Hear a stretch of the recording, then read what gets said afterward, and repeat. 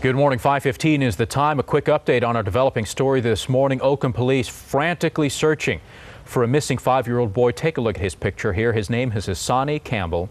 He has cerebral palsy. He's 3 feet tall, weighs about 40 pounds. He was wearing a gray sweatshirt and pants when he went missing yesterday. And because he has cerebral palsy, he wears leg braces.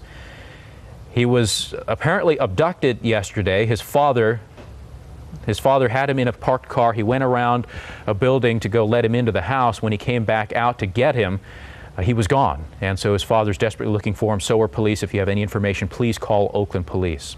And also developing at this very minute, news out of Afghanistan. NATO says 3 American troops have been killed in 3 separate clashes in southern Afghanistan. The military alliance says the 3 died in separate hostile fire incidences. It didn't disclose the exact location of those attacks. We're still waiting for that information. Incidentally, July was the deadliest month for Afghanistan for U.S. troops and NATO troops since the 2001 invasion. 75 troops died in that month alone. So far in August, 24 U.S. and NATO troops have died.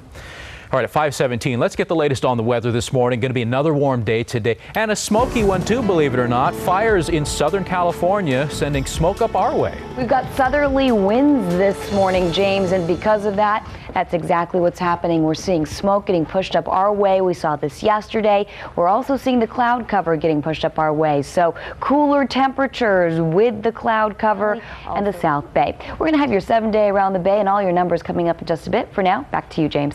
All right, Devlin, thank you much. And new this morning for you, we'll bring you back more of those live pictures coming out of Detroit this morning. We showed you this GM press conference a few moments ago. Well, there's news now from GM. It says the Chevy Volt rechargeable electric car should get, listen to this, 230 miles per gallon of city driving. Yeah, that Volt is powered by an electric motor and a battery pack that has about a 40-mile range. And then after that, a small gasoline engine will kick in, and that'll be what generates electricity. It's due to hit showrooms, we understand, in November of 2010, so November of next year. We also expect news on GM's eBay deal to sell cars as well. We're keeping an eye on this. Okay, on this note, 5:20, let's get over to the traffic center right now, where George Rask is standing by with a look at the commute today. So far, so good. Not a lot out there that ought to be slowing you down. Good morning, George. Good morning, James. We're going to start off here with an update from Kirker Pass Road. We have confirmed that southbound lanes of Kirker Pass Road are open. The delays for the commute northbound or southbound on the peninsula. James? All right, thank you very much, George. 5:22 is the time. We've got to take a quick break here, but before we do, a quick update on the markets. The opening bell set to ring a little more than an hour from right now. They're expected to open flat this morning. Investors are awaiting new data on productivity and wholesale inventories, and the Federal Reserve will begin a 2-day meeting today, so they're looking for any information coming out of there. This, of course, after a steep run-up in recent weeks with better than expected earnings from a lot of companies, and then yesterday we saw investors taking out some of those profits and cashing in on some of that good fortune. So we'll see what the markets do today when the opening bell rings in about an hour and 5 minutes from right now. All right, at 5:22, we're going to take a quick break. We'll be back with more in a minute. Stay with us.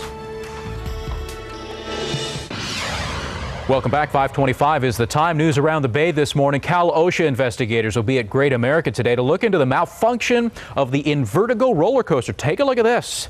How would you like to be on that roller coaster, huh? All these folks stuck up there for hours. The ride just stopped. They don't know why yet. This video showing riders trapped there. The riders had to be lowered one at a time in buckets at the end of ladder trucks from the fire department there.